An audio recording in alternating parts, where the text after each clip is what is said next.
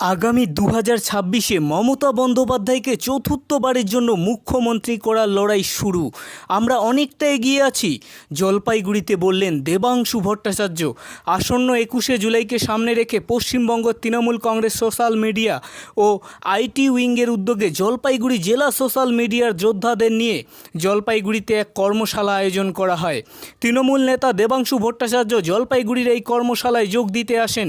শনিবার দুপুর 1:30 নাগাদ এই কর্মশালা চলাকালীন জলপাইগুড়িতে সাংবাদিকদের মুখোমুখি হয়ে দেবাংশু ভট্টাচার্য জানান, আগামী 21শে জুলাইয়ের শহীদ দিবস উপলক্ষে কিভাবে প্রচার করা হবে তা আলোচনা করা হয়। পাশাপাশি আমাদের সোশ্যাল মিডিয়ায় যোদ্ধারা 2024-এর লোকসভা নির্বাচনে প্রচারে ঝড় তুলেছিল, তার ফলও আমরা পেয়েছি। একইভাবে 2026-এর বিধানসভা নির্বাচনকে সামনে আমরা কাজ শুরু করে দিয়েছি। অনেকটা এগিয়ে আছি মমতা বন্দ্যোপাধ্যায়কে চতুর্থবারের জন্য মুখ্যমন্ত্রী করার লড়াইয়ে।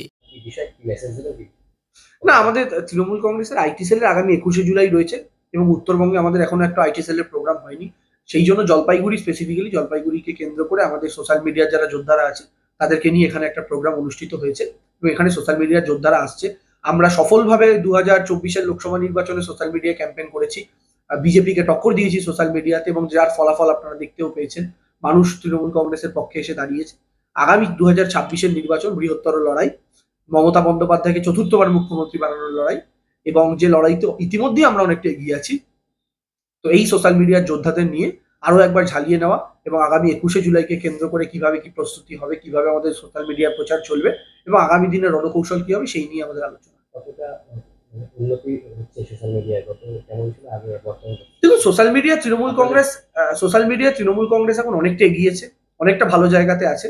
ভারতীয় জনতা পার্টির সাথে আমাদের একটাই তফাৎ, ওদের প্রচুর পয়সা, প্রচুর টাকা, কিন্তু ওদের পেড ওয়ার্কার, তাই দিয়ে ওদের সোশ্যাল মিডিয়ায় প্রচার করতে হয়।